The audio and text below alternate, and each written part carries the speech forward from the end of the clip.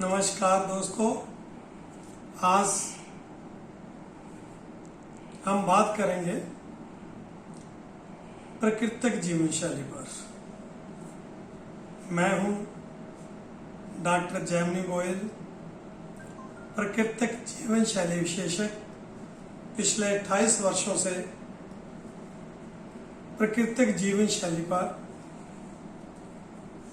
कार्य कर रहा हूं, प्रचार कर रहा हूं। और आज जो परिस्थितियां बनी हुई हैं, उन परिस्थितियों में आदमी सुबह उठने से लेकर रात को सोने तक एक ही बात की रट लगाए रहता है, खाऊं खाऊं करता है। हमारे पास भी जो आदमी आते हैं वो भी ये कहते हैं हम क्या खाएं, कैसे खाएं, क्या करें।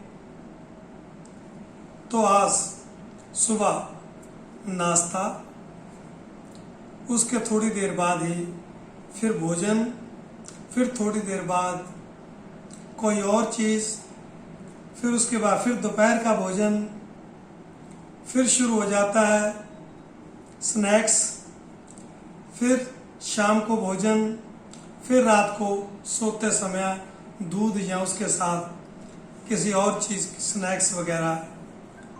इस प्रकार से आदमी पेट भरने पर लगा रहता है, क्योंकि वह सोचता है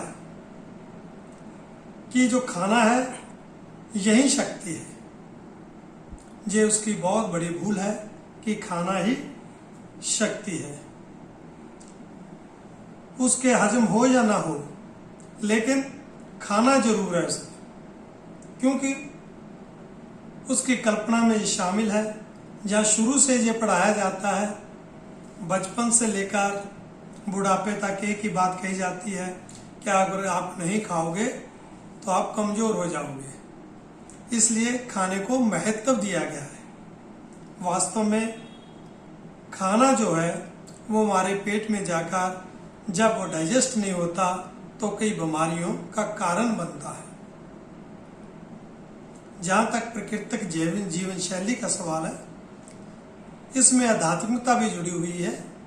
इसलिए ये केवल शरीर का विज्ञान नहीं, ये मन और भावों का भी विज्ञान है। इसलिए कहा जाता है कि जब भी आप खाएं तो मानसिक रूप से शांत रहें, शांत रहकर ही खाएं। अगर आप अशांति में खाते हैं तो भी डाइजेस्ट सिस्टम सही नहीं होगा। अगर ज़्यादा भी खा लिया भूख से तो भी आपका मानसिक संतुलन सही नहीं रहेगा। पेट का और मस्तक का दोनों का बहुत गहरा नाता है। इसीलिए तो कहा जाता है कि जब किसी घर में कोई मर्ग होती है या शोक होता है, या ये कह लो किसी प्रकार की ऐसी विपदा आती है जिससे आदमी आहत होता हो, तो उस समय वो आदमी भोजन नहीं करता। ये परंपरा चली आ रही है। वो इसीलिए क्योंकि उस समय अगर खाएगा तो भोजन डाइजेस्ट नहीं होगा। जहाँ तक मनोभावना की बात है, आपने सुना होगा कि मीरा कहते हैं जहर पी गई फिर वो जीवित रही। जहर ने उस पर कोई असर नहीं किया। क्यों नहीं किया? उसका कारण भी स्पष्ट है कि जब मीरा को वो जहर दिया गया तो मीरा का जो दिमाग था वो प्रभु भक्ति में था। उसके लिए कोई जहर नहीं था। जो भी उसे प्रसाद के रूप में मिलेगा वो अमृत होगा। इसलिए उसने उसको ग्रहण कर लिया। मनो उसके भाव जो थे कि शुद्ध भाव थे। शुद्ध भावों के साथ जो लिया जाता है, चाहे वो कैसा भी हो भोजन, वो भी अमृत बन जाता है। ठीक इसी प्रकार से जिस प्रकार आप हलवाई की दुकान पर जाएं तो आप देखते हैं कि वहां पर विविध प्रकार की मिठाइयाँ होती हैं। कहीं रसगुल्ला है, कहीं गुलाब जामुन है, कहीं जलेबी है, और उसको देखकर आदमी का मुंह वैसे ही भर आता है और उसके मुंह में टेस्ट जाग जाता है। ठीक ऐसे ही कुदरत ने भी इंसान के लिए विविध प्रकार के फल बनाए हैं।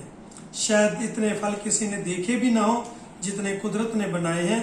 उसने भी इस प्रकार से उसको चुन चुन कर बनाया गया है कि उस हर फल में, उसके हर पत्ते में और हर टहनी में इतनी शक्ति है कि वो इंसान को नया जीवन दे सकते हैं।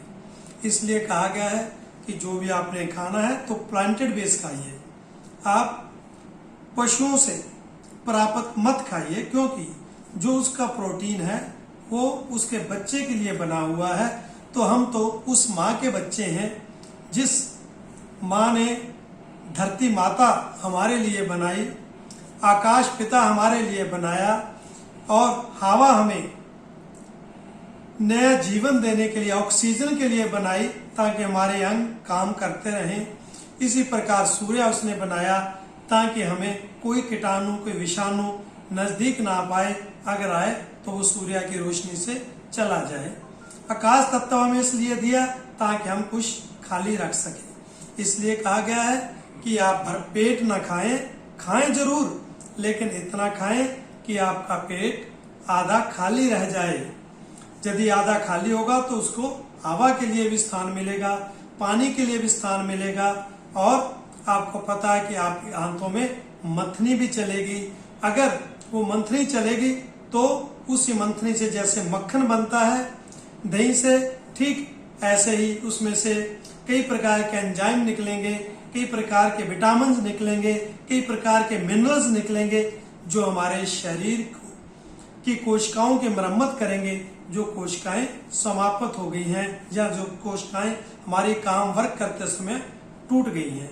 इस प्रकार से हमें जो खाना है सिर्फ इतना ही खाना है जितना कि हमारा पेट जो है आधा भर जाए। तो इससे क्या है, आप स्वस्थ रहेंगे और आनंदित रहेंगे और खुश रहेंगे। आज इतना ही, कल आगे की ओर बढ़ेंगे। धन्यवाद।